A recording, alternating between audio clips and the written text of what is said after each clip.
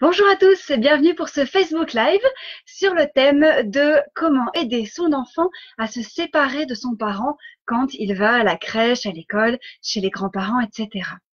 Eh bien, bonjour à tous et bienvenue pour ceux qui sont sur Facebook et pour ceux qui revoient la vidéo en replay sur YouTube. Je suis Ségolène Hartz, je suis psychologue pour l'association L'Accolade située à Morinvilliers dans les Yvelines. Ce soir, je vais donc vous parler de comment aider son enfant à se séparer quand on doit se séparer pour aller à la crèche, chez la nourrice, à l'école ou chez les grands-parents. Avant cela, je vais d'abord vous donner quelques indications techniques pour ceux qui me suivent sur Facebook. Tout d'abord, vous pouvez interagir avec moi via les commentaires situés en dessous de la vidéo. Donc, vous pouvez mettre des commentaires et moi, je les vois en direct, ce qui me permettra de répondre à vos questions au fur et à mesure de la vidéo. N'hésitez donc pas à m'écrire, même si là déjà vous êtes connecté, à me dire bonjour, ça me permettra d'être sûr que ça fonctionne, parce que malheureusement parfois les commentaires n'arrivent pas directement sur ma page, donc n'hésitez pas à me dire bonjour pour m'assurer que tout fonctionne. Et puis, si vous voyez que je ne réponds pas à votre question, n'hésitez pas à la remettre une deuxième fois, parce que voilà, parfois l'internet dysfonctionne et je ne vois pas la question directement. Je la vois qu'une fois que la vidéo est finie, auquel cas je réponds toujours par écrit. Ça, c'est pour les petites précisions par Facebook. Autre précision, vous pouvez inviter des amis à nous rejoindre sur la vidéo. Donc pour ça, soit vous pouvez les taguer dans les commentaires de la vidéo, ou alors vous pouvez quitter la vidéo, aller sur l'événement de la page de l'Accolade, et dans l'événement, il y a des notifications inviter des amis. Donc vous pouvez inviter vos amis Facebook, et quand ils se connecteront sur la file d'actualité, le Facebook Live arrivera en direct sur leur file d'actualité. Eh bien, bonsoir Morgane et Laura. Merci pour votre fidélité, toujours là au rendez-vous.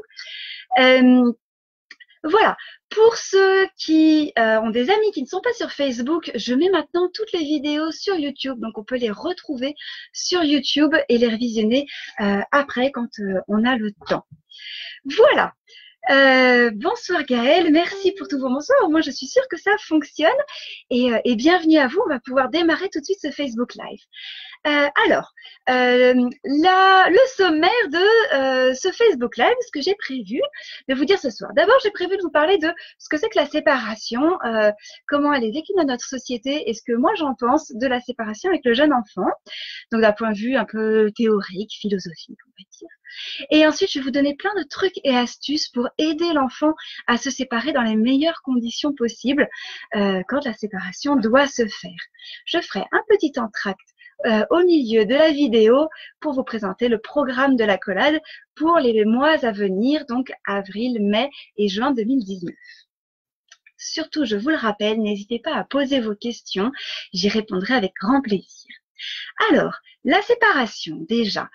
Qu'est-ce que c'est la séparation? Ça, tout le monde le sait.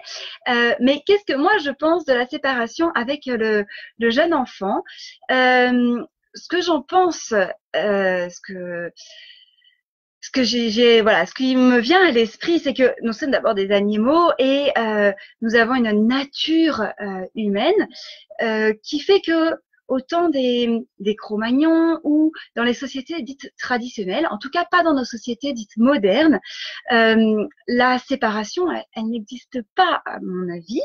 Et dans les expériences, dans les témoignages que j'ai pu en lire des sociétés traditionnelles, la séparation entre le bébé, le jeune enfant et la mère n'avait pas lieu. On vivait dans la même tribu et l'enfant il grandissait, ou il grandit encore dans son village, dans sa tribu, avec la mère, le père, les adultes de référence, adultes qu'il voit quotidiennement tous les jours. Donc cette séparation qu'on connaît en France dès l'âge de 2 mois et demi, où les parents retournent au travail et l'enfant est confié à un adulte inconnu, c'est quelque chose qui n'existe pas dans notre nature, dans notre essence. Donc, qu'un enfant ait des difficultés à se séparer de son parent, c'est une expérience parfaitement normale.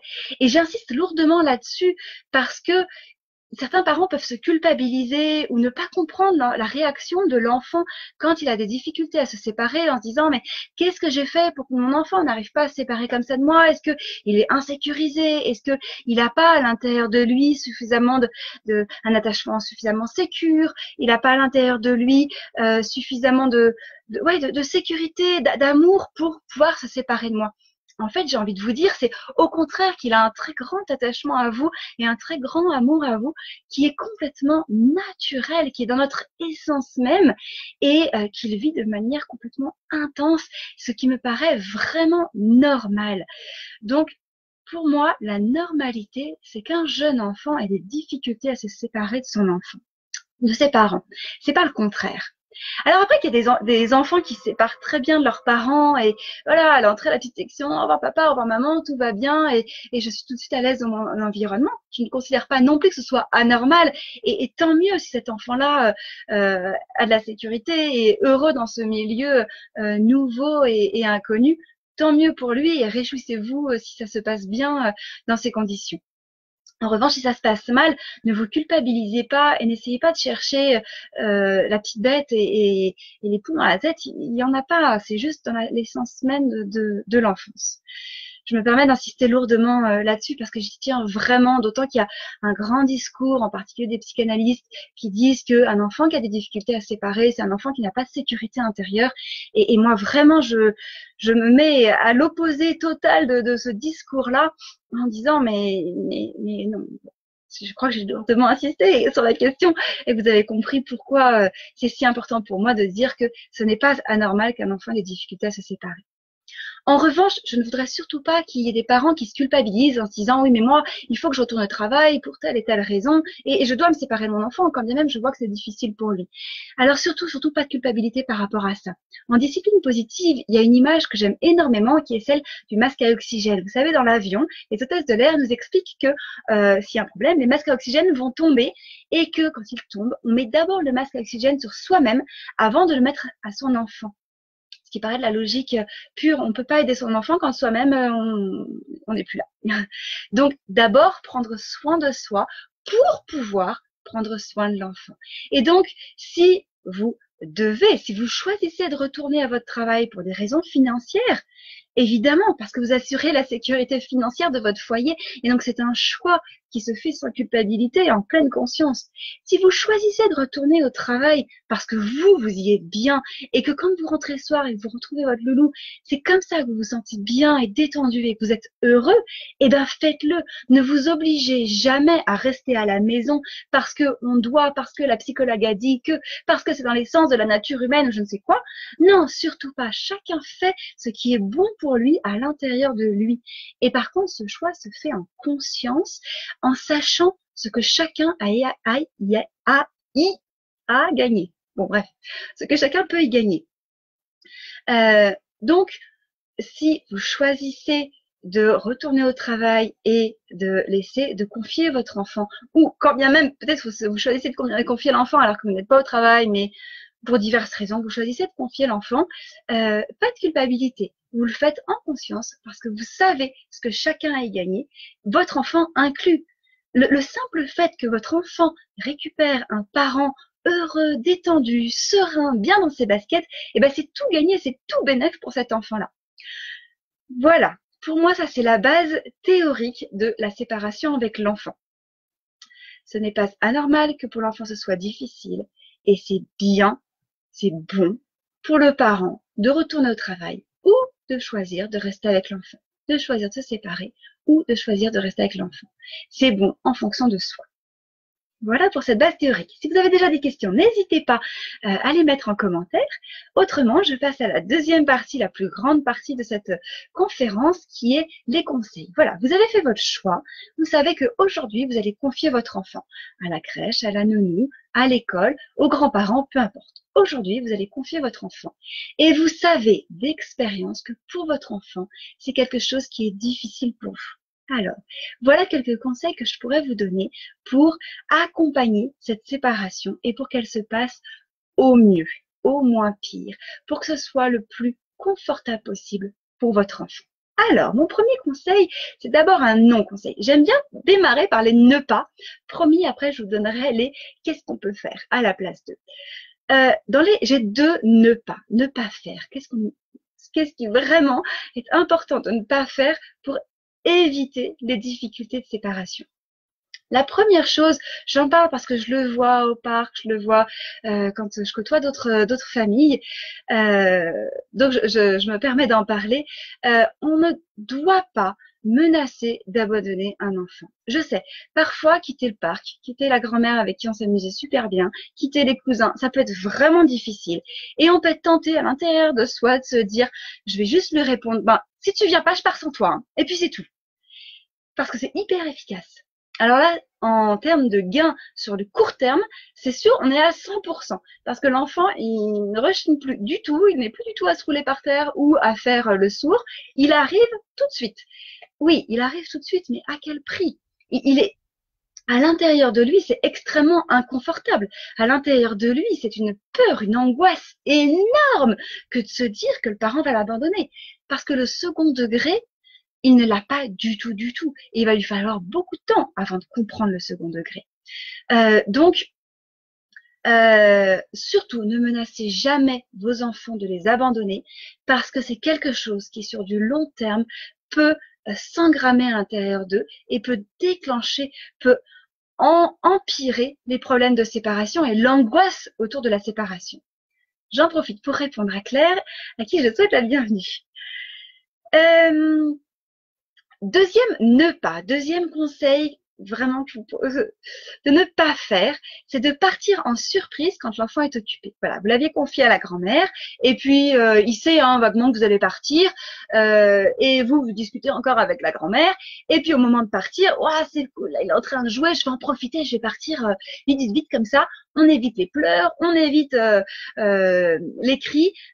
Alors effectivement, c'est très confortable pour vous parce que vous partez avec l'image d'un enfant serein en train de jouer, paisible pour vous évidemment c'est une image très agréable.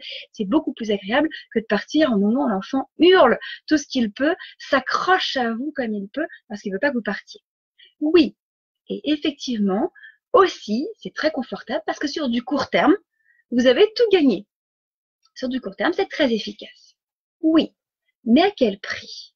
Pour cet enfant, si on se met 2 secondes à sa place, il sait vaguement que son parent va partir. Selon son âge et son degré de maturité, ce vaguement peut être un très gros vague, voire même, et en fait, il n'a pas bien compris que son parent n'est parti.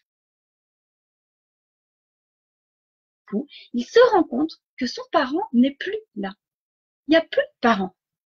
C'est extrêmement angoissant. C'est extrêmement déstabilisant. Ça veut dire qu'à n'importe quel moment, le parent peut disparaître. Comme ça. Le parent n'est plus là. Et ça, s'il vous plaît, ne le faites pas. Et je vais même vous dire une chose. J'ai eu cette expérience personnelle et du coup, ça m'a vraiment marqué à ce moment-là. Un de mes enfants, au moment de l'âge des 9 mois, quand la séparation peut être à ce moment-là difficile, même quand on était à l'extérieur de chez nous et que je quittais la pièce pour aller aux toilettes, pour aller chercher un verre d'eau, enfin peu importe, je quittais la pièce, c'était des hurlements. Et je disais, j'avais rencontré une psychologue à ce moment-là et je lui disais, je vais quand même pas le prévenir à chaque fois que je quitte la pièce, hein. C'est pas dramatique, je vais juste à côté, je reviens 2 secondes après. Et elle m'avait répondu, mais qu'est-ce qu'il en sait que vous allez revenir 2 secondes après? Comment il peut deviner que c'est 2 secondes après que vous allez revenir? Évidemment qu'on prévient. Il a 9 mois. Il n'est peut-être pas en capacité de comprendre tous les mots que vous allez employer, et puis 2 secondes ou 2 heures, lui, il sait pas ce que ça veut dire. Par contre, dans votre voix, dans votre attitude, dans tout ce qu'on appelle la communication non verbale, ça, il va comprendre. Et ça, il va pouvoir, en tout cas, expérimenter au fur et à mesure que là, quand elle me parle de cette manière-là, vous avez dit, tu sais, je reviens dans 2 secondes, hein, c'est vraiment pas long. Ou, au revoir mon chéri, on se revoit tout à l'heure, tu vas jouer avec grand-mère, tu vas faire ceci. Ah, je vois bien que c'est pas la même manière de me dire au revoir. Donc, au fur et à mesure, je comprends quelle est la différence entre je pars 2 secondes et puis ça va être long. Voilà. Alors, je vois qu'il y a eu des commentaires et que je ne les ai pas vus. Eh bien, je continue. Et bien, maintenant, je vais pouvoir parler des conseils en positif. Qu'est-ce qu'on peut faire pour faciliter la séparation? Alors, d'abord, même avec les tout petits, on peut anticiper la séparation. Alors ce conseil-là, il va être très pertinent avec certains enfants et pas du tout avec d'autres. Je le répète pour ceux qui me connaissent, le maître mot en éducation, c'est l'observation. Moi, je donne des conseils, c'est des choses que j'ai expérimentées, qui ont fonctionné. Ce sont des choses qui me parlent et qui sont importantes pour moi et c'est pour ça que je vous l'ai dit. Je ne dis rien avec lequel je ne suis pas en accord. Tout ce que je dis, c'est parce que vraiment profondément j'y crois. En revanche, il y a une chose qui est essentielle pour moi, c'est l'observation. Vous testez, vous éprouvez avec vos enfants. Certains conseils vont matcher et d'autres pas. En fonction des enfants, en fonction du moment, en fonction de l'âge et en fonction de vous-même. Donc, en fonction de tellement de paramètres que c'est sans arrêt qu'on réessaye, qu'on rééprouve et qu'on sort nos outils de notre boîte à outils.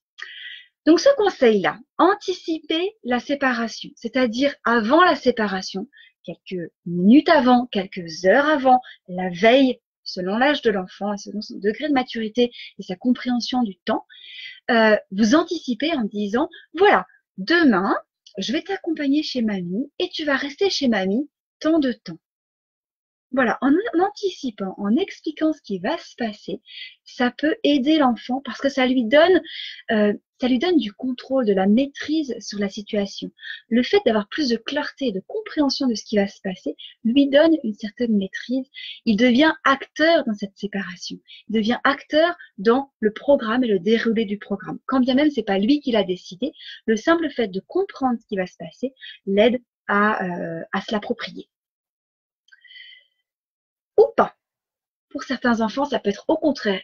La séparation en elle-même est tellement angoissante que le fait d'anticiper va anticiper les angoisses, ce qui fait qu'il va se retrouver pendant 24 heures terrorisé à l'idée que vous partiez et que ça va être extrêmement inconfortable pour lui, ce qui fait qu'au moment de la séparation, il a eu tellement de cortisol dans le cerveau, il a un tel degré de stress que la séparation est encore pire. C'est pour ça que je vous dis, observation. Voyez ce qui fonctionne avec votre enfant. Dans le ne pas tout à l'heure, je vous disais, ne partez pas en surprise. Et bien du coup, dans le qu'est-ce qu'il faut faire, prévenez au moment où vous partez et prévenez-le bien, sans surjouer, surtout sans vous apitoyer vous-même, hein, mais prévenez-le bien qu'il ait bien compris.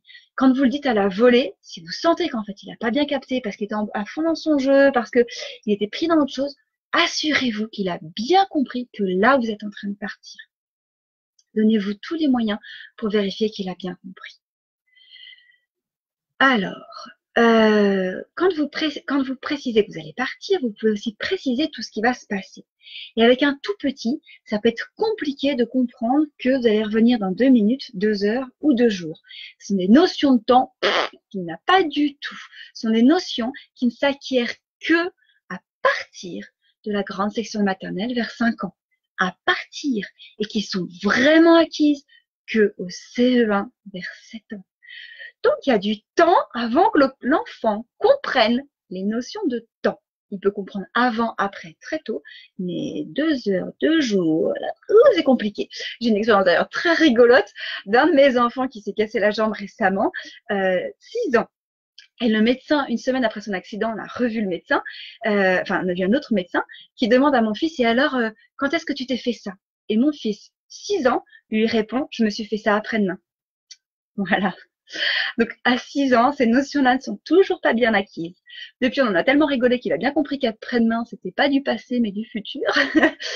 Mais voilà, ce sont des notions compliquées à comprendre. Donc, quand vous prévenez l'enfant et que vous voulez temporaliser la séparation pour qu'il comprenne la durée de la séparation, parlez en événement.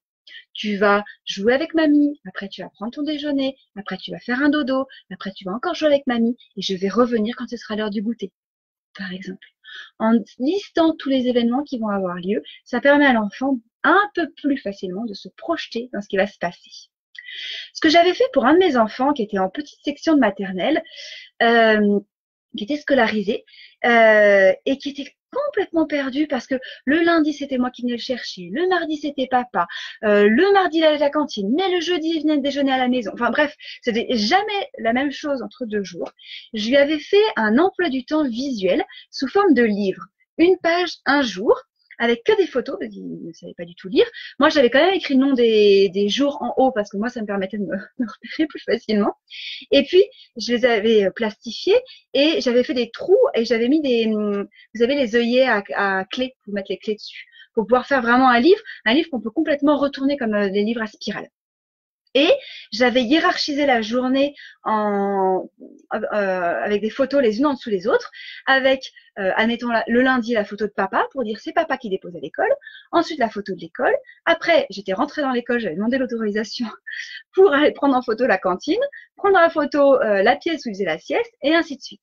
Ce qui fait qu'il avait son petit emploi du temps et tous les soirs on tournait la page ensemble pour savoir ce qui allait se passer le lendemain matin et il dormait avec. Donc le matin, dès le réveil, il pouvait tout seul regarder et savoir si c'était papa ou maman qui allait l'accompagner à l'école, s'il allait à la cantine ou pas, etc.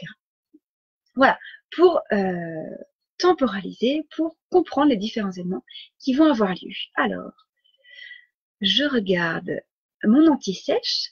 Alors maintenant, comment... Voilà. Comment maintenant gérer quand, au moment de la séparation, ce sont des hurlements et que l'enfant s'accroche à vous? Deux cas de figure. L'un, vous avez le temps. L'autre, vous êtes très précis. Alors, admettons que vous ayez le temps, ce qui est la situation idéale. Une émotion, elle est. Quel que soit le comportement qu'on a derrière, l'émotion, elle est à l'intérieur de lui. L'enfant, il a peur, ou il est triste, ou il est en colère, ou voilà. Son émotion, elle est là. Au moment de la séparation, l'émotion, elle est là. Donc même si vous lui dites t'inquiète pas, ou si vous lui dites ne pleure pas, ou si vous lui dites sois pas triste, ou si vous lui dites tu sais je suis tellement triste quand t'es triste, ça me donne envie de pleurer, ça va pas aider votre enfant parce qu'il va pas se sentir entendu dans sa détresse et surtout il va penser que il faut pas avoir cette détresse-là. Alors, je me permets juste de m'interrompre parce que Morgane me demande à partir de quel âge pour le livre. Donc moi, j'avais mis en place une petite section de maternelle. Est-ce qu'on pourrait le mettre en place avant? Je pense que oui. Je réfléchis en même temps, hein, mais je pense que oui parce que très tôt, dès l'âge de 1 an, les enfants s'intéressent aux images et comprennent assez bien les images. Donc moi, à mon avis, peut-être qu'à 1 an, ça va être un peu flou, surtout si vous mettez beaucoup de photos. Dans ce cas, il faut vraiment épurer et mettre très peu de photos. Mais je pense que dès 18 mois, ils peuvent commencer à avoir quelques compréhensions avec un livre très, très, très épuré, voire même peut-être pas sous forme de livre, mais d'images qu'on vient chercher. On n'a que l'image. À tester, à éprouver. Moi, je l'ai pas éprouvé avant l'âge de 3 ans, donc j'aurais du mal à vous dire. Voilà, merci pour vos commentaires. Alors, je reviens du coup à ce que j'étais en train de dire. Oui, comment accueillir les émotions de l'enfant. Donc voilà. Donc, nier l'émotion de l'enfant quand tu lui dis ne t'inquiète pas, on nie son émotion parce qu'en fait il s'inquiète. Nier l'émotion de l'enfant, c'est pas ça qui va être aidant. Ce qui va être aidant, c'est au contraire d'accueillir son émotion. Ah oui, je vois à quel point tu es triste, je vois à quel point tu pleures, je vois à quel point tu aimerais qu'on reste ensemble et que je reste avec toi. Et ensuite, une fois que vous avez accueilli ça, de reposer le cadre, de reposer la réalité de ce qui se passe, là, je vais partir. Parce que moi, j'ai décidé d'aller faire ceci, cela, et vous dites très succinctement vos remarques, votre emploi du temps. Voilà, donc accueillir l'émotion de l'enfant, rappeler la réalité de ce qui va se passer, et dans la mesure du possible, rester jusqu'à ce que ça se passe, jusqu'à ce que l'émotion soit passée. Contrairement à ce qu'on croit, l'émotion elle finit toujours par se tasser. Enfin, très souvent, la plupart du temps, quand vraiment on a le temps, ça finit toujours par se tasser. Il y a toujours un moment où l'enfant finit par accepter parce que derrière, il sait que il va pouvoir aller avec mamie qu'il adore par ailleurs. Parfois, en revanche, l'enfant est vraiment fixé sur son idée il ne veut pas de la séparation et cette séparation est absolument inacceptable pour lui. Et en fait, plus il vous voit et plus c'est difficile pour lui. Et donc, vous voyez que les pleurs s'intensifient. Dans ce cas, effectivement, peut-être que le mieux, ça va être de partir. Je mets plein de guillemets parce que moi, ça m'arrache le cœur de partir avec un loulou qui est en train de hurler. Et du coup, j'ai beaucoup de mal à donner ce conseil-là. Et pourtant, parfois, c'est ce qu'il faut faire parce qu'en fait, rester, ça ne fait que empirer les choses. Ça ne fait que allonger le temps angoissant de cette séparation. Alors que pour cet enfant-là, à ce moment-là, une fois que la séparation est effective et que la personne qui accueille l'enfant continue d'accueillir l'émotion, l'enfant, une fois que son émotion a été complètement accueillie et que la séparation est faite et qu'on ne peut plus revenir en arrière, à ce moment-là, pour l'enfant, il peut dépasser son émotion. Voilà. Alors, je vois qu'il y a une question, je vais prendre le temps de la lire. Gaëlle, tu parles d'observation. Comment gérer la fratrie? 2 de mes enfants ont une activité, pas la même, le même jour à la même heure, au même endroit. L'enfant 1 doit être rassuré et prévenu à l'avance, aucun souci à la séparation. L'enfant 2 sait ce qu'il se passe de fait, mais la séparation est très difficile. Pas possible qu'il ne soit pas au courant, car sa sœur en parle. Et oui, et là c'est la grande difficulté avec la fratrie, c'est effectivement comment faire quand les 2 enfants n'ont pas les mêmes besoins. Et là, parfois, malheureusement, il y a une suite, pardon, j'avais pas vu qu'il y avait une suite dans la question. Y a-t-il une différence entre je vois et je sais? Alors, sinon c'est une autre question. Donc effectivement, la question de la fratrie est une question très épineuse. Et là, on est dans le plan B, c'est que parfois on ne peut pas faire du mieux qu'on peut. On ne peut pas répondre à 2 besoins qui sont antinomiques. On ne peut pas répondre à 2 besoins qui sont complètement à l'opposé. L'un qui a besoin d'être prévenu à l'avance et pour qui ça rassure vraiment, et l'autre qui a besoin au contraire qu'on n'anticipe pas parce que c'est juste insupportable pour lui. Dans ce cas, si l'enfant que tu as qualifié d'enfant 1, celui qui a besoin qu'on lui dise à l'avance, s'il est suffisamment grand et mature pour comprendre que à toi je vais te prévenir, je vais te le dire, en revanche, on garde ça tous les deux parce que tu sais, ou ton frère ou ta sœur, quand tu le sais à l'avance, c'est vraiment difficile pour lui.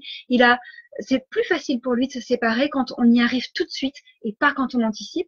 Donc si c'est possible avec l'enfant 1 de le prévenir et de demander de garder ce secret, qui est un secret. Moi, j'aime pas beaucoup les secrets en règle générale. Mais dans ce cas-là, c'est vraiment un secret où on a une intention qui est bienveillante envers l'autre enfant. Et ça, on le verbalise auprès de l'enfant 1.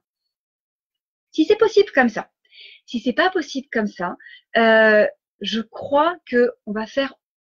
Je réfléchis en fait en parlant et c'est pour ça que je m'ajuste au fur et à mesure de ce que je parle. On va juste faire au moins pire. Et donc on va voir, on va tester en fait ce qui est le moins pire. Est-ce que le moins pire, c'est de répondre aux besoins de l'enfant 1 ou est-ce que le moins pire, c'est de répondre aux besoins de l'enfant 2? Donc, en gros, est-ce qu'il vaut mieux anticiper la situation et du coup répondre aux besoins 1 ou au contraire ne rien dire et du coup répondre aux besoins de l'enfant 2? Voilà. Malheureusement, avec la fratrie, il y a plein de fois où on est juste dans le moins pire et on n'est pas dans la bienveillance totale pour chacun des 2 enfants. C'est très douloureux en tant que parent d'entendre ça, de l'accepter et malheureusement, c'est comme ça.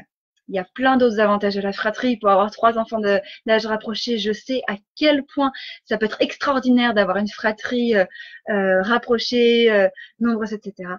Mais il y a le revers de la médaille et effectivement, il y a des situations qu'on ne pourra pas gérer au mieux, mais au moins pire. Voilà. Alors, y a-t-il une différence entre je vois et je sais? Alors, je sais que ta question, elle se rapporte quand je disais je vois que tu es en train de pleurer, que tu as peur ou que tu es triste. Et ta question, c'est est-ce qu'on peut dire je sais que alors moi, spontanément, j'ai tendance à dire je vois.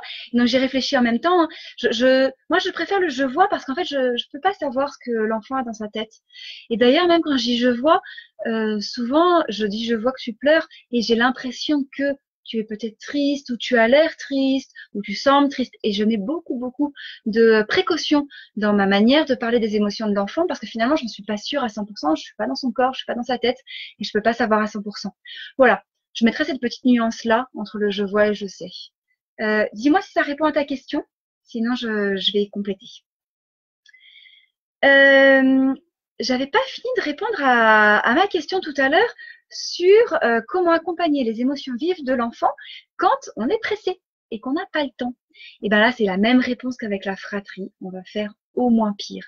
Donc, vous allez verbaliser le plus possible le fait que vous voyez que votre enfant a potentiellement telle ou telle émotion, que vous voyez que c'est difficile pour lui de se séparer, que vous avez l'impression qu'il aura tellement envie de rester avec vous, vous verbalisez sur le fait que là, vraiment, il faut que vous partiez, que vous en êtes désolé, mais que ça va être comme ça, et que vous avez toute confiance pour que papy, nounou, euh, garde l'enfant et que vous savez qu'il sera bien avec un tel. Et vous partez. Et c'est juste du moins pire. Et puis vous vous rassurez avec un texto après auprès de la personne qui s'occupe de votre enfant si c'est possible. Voilà, nickel pour les deux réponses. Je vais tester le moins pire. D'accord, merci Gaëlle pour ton retour.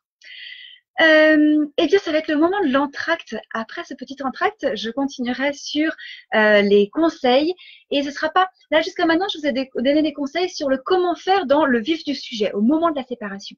Après l'entracte, je vous donnerai des conseils sur la posologie, sur la thérapie de fond.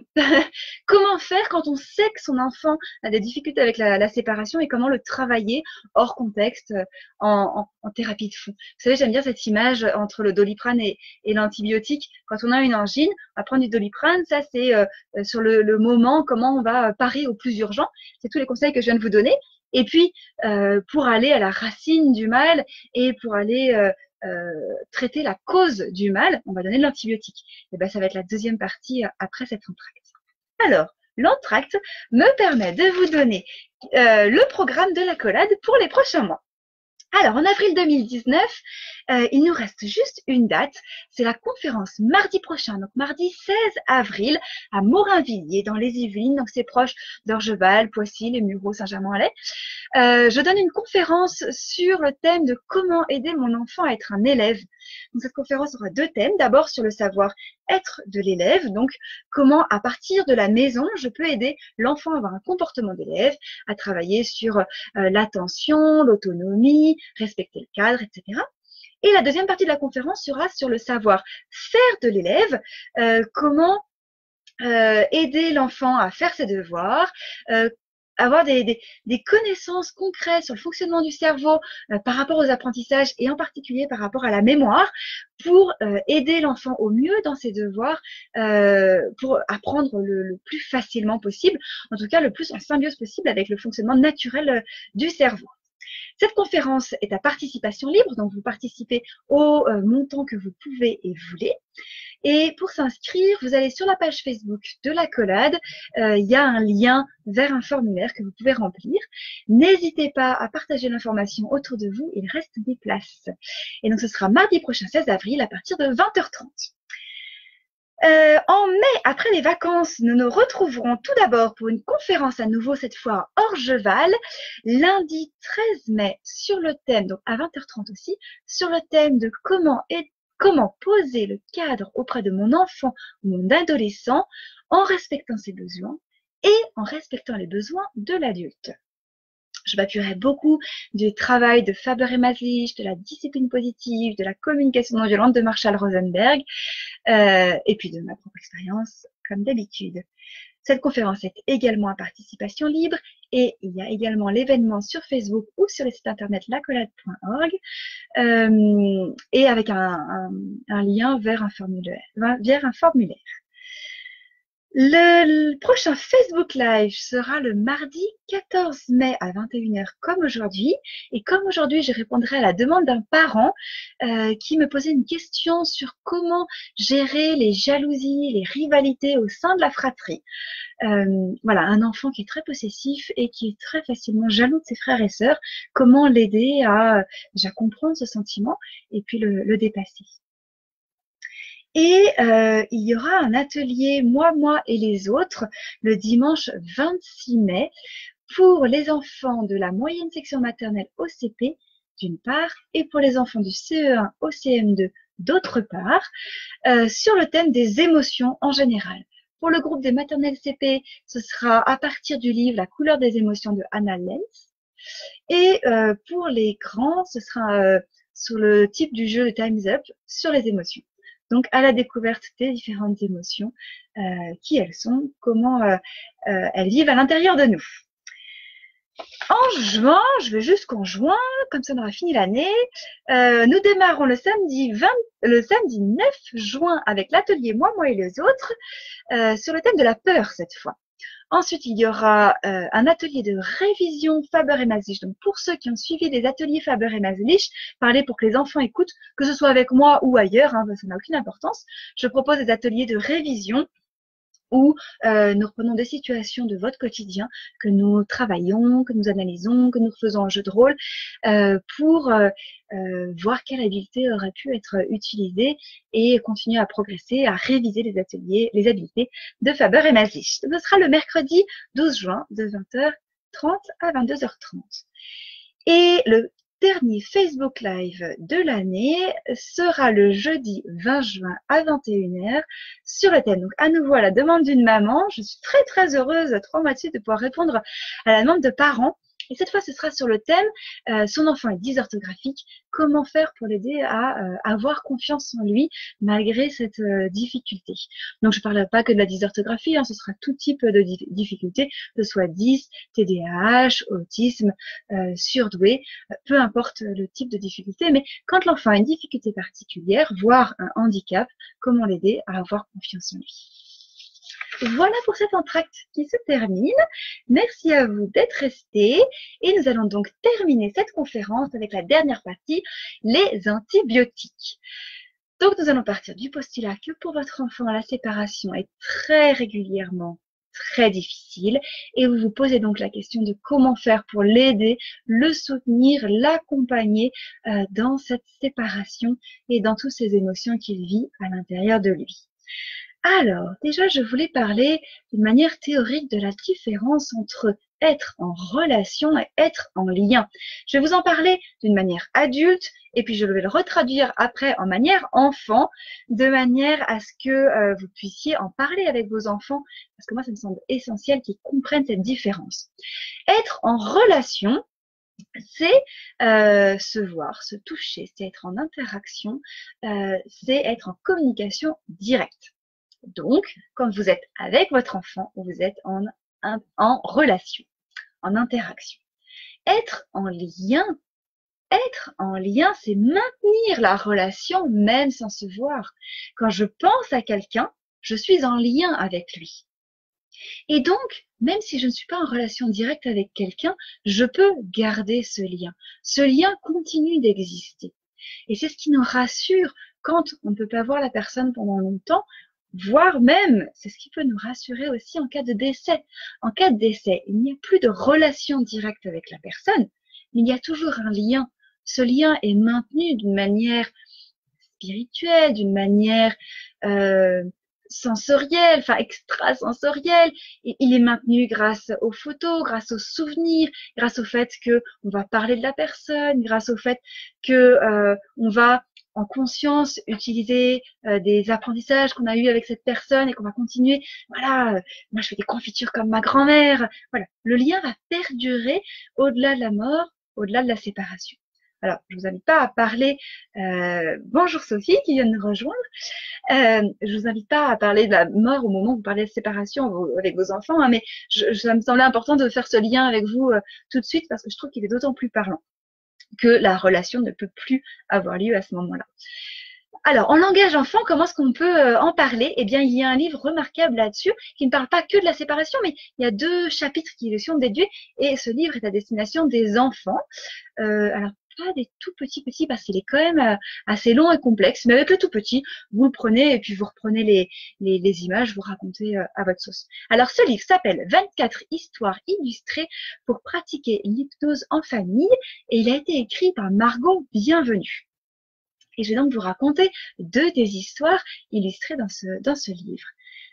Juste avant de vous raconter les histoires, je vois que Sophie m'a donné fait un commentaire.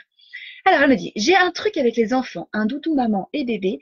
Les filles prennent le doudou maman et moi le doudou bébé et on reste en lien. C'est exactement ça. Eh ben, exactement. Le doudou est exactement cette manière de formaliser le lien, de le rendre concret pour l'enfant. Parce qu'effectivement, nous, d'une manière abstraite, on peut comprendre que le lien perdure, mais pour l'enfant, il a besoin de quelque chose de concret. Et donc, ce doudou, c'est typiquement ce que les psys appellent l'objet transitionnel, hein, qui va faire la transition entre vous et lui, et qui est essentiel. Et alors cette idée, par contre, moi je l'avais jamais eue d'avoir deux doudous et qu'on échange ces doudous pour qu'effectivement ce lien perdure dans les deux sens. Et ben écoute, merci Sophie pour ce conseil parce que je le trouve très très juste et très parlant. Alors, du coup, j'en reviens à cette histoire de Margot, bienvenue. La première histoire, c'est l'histoire du fil d'amour. Elle l'appelle comme ça. Il y a une très jolie image où on voit l'enfant qui est relié avec ce fil d'amour vers plein d'autres personnes. Et donc, elle raconte dans l'histoire que on a tous des fils d'amour avec chaque personne qu'on aime et que ces fils, il peut se dérouler à l'infini. La personne peut aller aussi loin qu'elle veut. Il y aura toujours ce fil d'amour qui nous relie en permanence avec les gens. Je vous fais un résumé très très bref de ce fil d'amour, mais je trouve aussi voilà qu'il est parlant pour les enfants pour expliquer comment le lien se maintient. Et sa deuxième histoire, c'est le téléphone imaginaire. Donc elle a dessiné un joli téléphone avec des gommettes, des trucs très jolis. Et elle explique qu'avec ce téléphone imaginaire, on peut rester en lien avec l'autre. Donc en fait, on peut imaginer un téléphone et s'inventer un dialogue avec la personne qui n'est pas là et s'inventer la réponse de la personne qui n'est pas là. Et donc, on fait comme si on était avec la personne qui n'est pas là grâce à ce téléphone imaginaire. D'autant plus que les enfants, à partir de 18 mois, 2 ans, développent des capacités d'imagination, vous savez, avec le jeu symbolique, qui leur permettent justement de rentrer dans cette image du téléphone imaginaire. Et donc, ils peuvent à tout moment, du coup, prendre ce téléphone imaginaire et faire semblant qu'ils sont en relation avec vous et donc maintenir ce lien avec vous. Alors en fait, Sophie nous précise que ce doudou qu'elle échange avec ses enfants, c'est un doudou kangourou, donc ce que je comprends mieux, donc elle l'a acheté chez Ikea, ce que je comprends mieux en fait, c'est que c'est un doudou acheté où il y a le doudou maman, le kangourou maman, le kangourou bébé, et donc on va s'échanger ces doudous qui donc ne fait plus qu'un en fait. C'est un doudou à l'image de la relation parent-enfant. Encore mieux que ce que j'avais compris. Blablabla. Alors, pour maintenir ce lien aussi, un autre petit truc et astuce, comme ça vous aurez plein de trucs et astuces à tester avec vos enfants pour voir celui qui fonctionne le mieux, c'est de dessiner au niveau du poignet un cœur ou n'importe un petit truc qui est alors plutôt un cœur pour le cœur de maman. Alors plutôt sur le poignet que dans la paume de la main, parce que si vous vous séparez de votre enfant toute la journée et que toute la journée il joue et que mamie demande qu'on se lave les mains avant d'aller à table, le petit cœur il n'y a plus. Donc plutôt le dessiner sur le poignet, l'intérieur du poignet. Et voilà. Et ça c'est le cœur de maman, le cœur de papa. Et quand tu te sens triste, quand tu as le cafard, quand tu as envie d'un bisou ou d'un câlin de papa ou maman, en fait, tu peux venir te rassurer et te rappeler que papa et maman sont toujours là et qu'ils ont dessiné ce cœur pour toi. Ça, je l'ai déjà fait, lui faire le cœur de maman et papa, et ça fonctionne vraiment bien. Merci Claire pour ce témoignage. Moi, ça marchait très bien avec un de mes enfants aussi, à l'époque où il était à la crèche. Un peu dans le même style, mais en moins coloré, c'est la réserve à bisous. Vous faites une réserve à bisous. Alors, vous pouvez compter les bisous avec les enfants quand ils savent compter, ou même quand ils ne savent pas compter. Parfois, 5, c'est un nombre extraordinaire pour un enfant qui ne sait pas compter. On compte les bisous, on les met dans la réserve, on ferme la main, voire on met les bisous dans la poche si on a une poche. Et du coup, dans la journée, l'enfant peut aller chercher son bisou et faire son bisou au moment où il en a besoin. Vous faites des vrais bisous en la main, et lui, il peut se faire des faux bisous après sur la joue dans la journée au moment où il y pense. Et il part avec sa réserve à bisous. Il vaut mieux lui en faire plein pour qu'il ait une belle réserve. Ça marchait très bien aussi avec l'un de mes enfants. L'avant-dernier conseil que j'avais envie de vous partager, c'est un autre livre qui s'appelle Bébé chouette et qui est écrit par Martin Waddell, W-A-2-D-E-2-L, et par Patrick Benson, B-E-N-S-O-N. Bébé chouette. Alors déjà, j'adore le graphisme de ce livre. C'est vraiment de très très jolis dessins. Enfin, en tout cas, à mes yeux, des scènes que j'apprécie beaucoup. Donc, ce sont l'histoire de 3 bébés chouettes dont la maman part chasser la nuit. Et ils ont l'habitude, hein, mais ce soir-là, ils vont se monter tout un film de que la maman n'est pas partie ce soir-là chasser, mais elle s'est perdue, qu'elle va jamais revenir. Et en fait, au fur et à mesure, ils se créent ce film, se montent ce film, et ils ont de plus en plus peur. Et les émotions sont très, très, très bien verbalisées, jusqu'au moment où la maman revient et elle leur dit, mais vous saviez que j'allais revenir. Et eux assurent, oui, oui, on savait que tu allais revenir. Et il est précisé, avant qu'ils répondent, oui, oui, on savait que tu allais revenir, il y a une petite phrase qui dit, les bébés chouettes réfléchissent beaucoup et répondent à la maman, oui, on savait que tu allais revenir. Et ce livre permet de très très bien verbaliser déjà toutes les émotions que l'enfant ressent au moment de la séparation et quand la séparation est effective.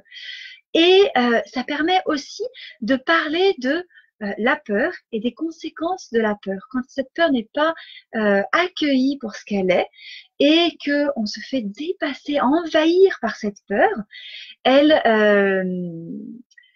peut nous faire avoir des pensées qui sont nos pensées, qui sont l'imaginaire et qui sont pas la réalité. Et de différencier avec l'enfant les pensées de la réalité. D'autant plus que plus les enfants sont petits, entre 18 mois et 6 ans, ils ont beaucoup, beaucoup, beaucoup de mal à différencier la fiction de la réalité. C'est ce qui fait qu'on peut leur faire croire au Père Noël si facilement.